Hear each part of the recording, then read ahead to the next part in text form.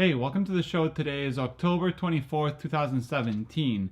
In this week's news, we have my Kickstarter, which I announced last week on, it was Tuesday, but I did it on a Monday.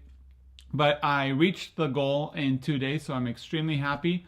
My new project on documenting film photography industry is starting on November 16th. I've already have the flight, have the apartment, have the rental car, and everything's arranged, so I'm just waiting for time to go by and I can go already. So if you haven't heard about this Kickstarter, there's still around, I think, 15-ish days left. I'll leave the link below. And if you feel like supporting, I've added a few new rewards like color prints, darkroom color prints, and so on. Talking about Intrepid, there's an update on Intrepid, which they have moved their warehouse from a smaller one to a bigger one, because they were going to demolish the previous one. And they're keeping up with the 8x10. They're still building them and prepping the new warehouse for the new machines and all this stuff.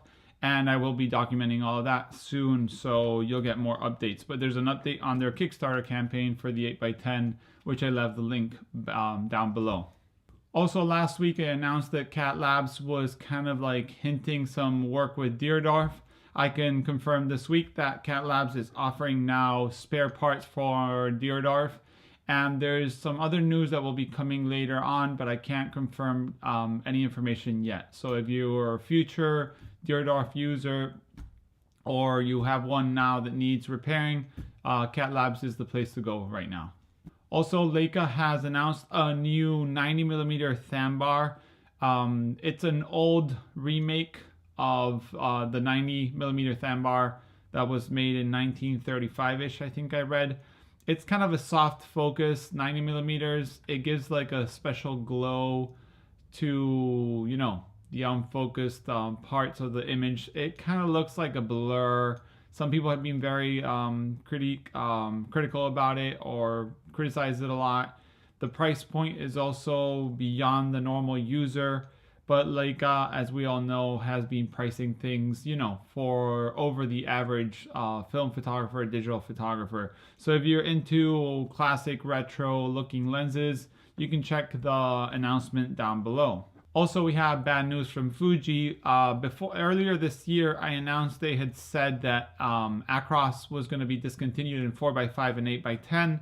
So far, 4x5 had been, you know, available around the world, but 8x10 has been only Japan available for the last few months. Well, no, actually few years. And now they've actually announced that they're going to discontinue some films. Not all the films.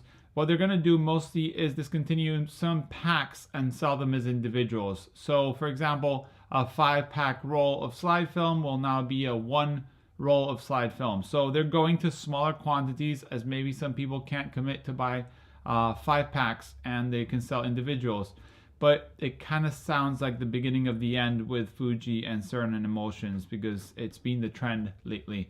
Thankfully, Kodak might be coming back with the Ektachrome on time to save the slide film.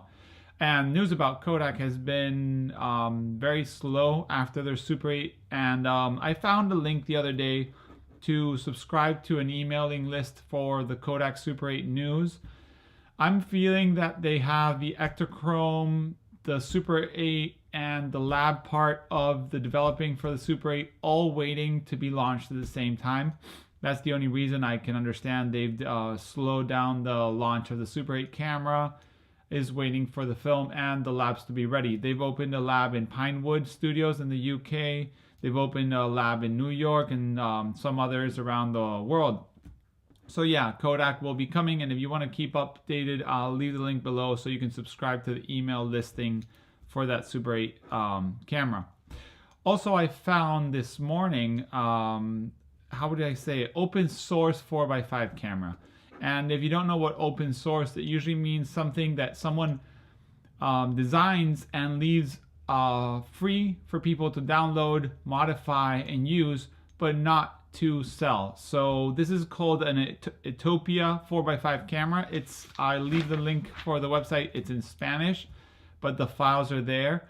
You can 3D print all the camera or most of it, and some parts that can't be 3D printed, he tells you where you can buy them or which sizes you need.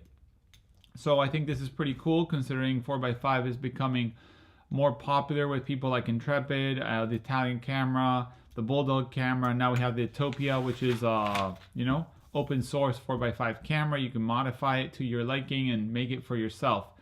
So yeah, that's the news for this week. As I said, my Kickstarter is done, so I'm super happy that I reached the goal. There's a few stretch goals. If you want to check it out, I left the link below. And as always, if you have any news, you can send me an email to the email below. Thank you, and see you next week.